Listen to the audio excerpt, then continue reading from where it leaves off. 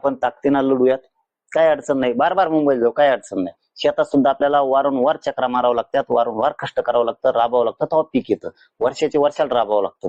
तसं आपल्या लेकरा बाळाचं आयुष्याची त्याला सुख समृद्धी आणायची, आयुष्याचं कल्याण करायचंय. कव्हा बी सज्ज राहायचं मुंबईला जायला. आणि फडणवीस साहेबांनी ती वेळ आमच्यावरती येऊ द्यायची नाही, हे सुद्धा ध्यानात ठेवायचं.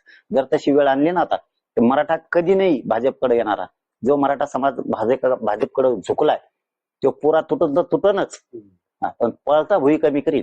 कारण शेवटी आम्ही मराठी आहेत, आम्हाला आमच्या जातीच्या लेकरा बाळाशी देणं घेणं, तुमच्या सरकारशी नाही. तुम्हाला तुमचं सरकार टिकून ठेवायचं असेल तर मराठ्यांना बोललेल्या जेवढ्या कमेंट केल्या त्या पूर्ण करायची.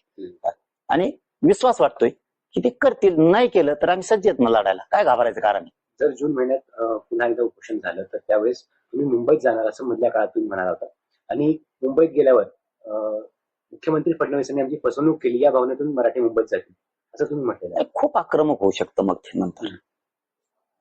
जून तर आता आलायच 2-3 महिन्यावर. मला वाटत नाही ते उपोषणला बसू देतील.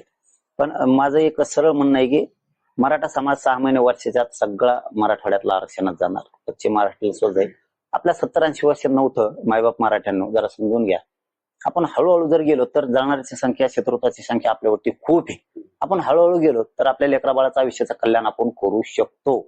आपण फक्त दम्मानी घेऊ, गडबड नको.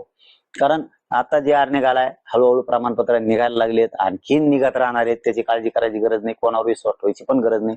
जे बोंबलते त्यांनी आयुष्यात काहीही समाजाला दिलेलं नाहीये. मी डायरेक्ट रिझल्ट दिलाय समाजाला. त्यामुळं मुंबईत जर आता जायचं ठरलं रे बाबा, मराठीचं सज्ज आहेत का, लय फजिती होणार सरकारची. सरकार तशी वेळ लय फजिती होणार. वेळ येऊ दे म्हणा, चल जाऊ दे.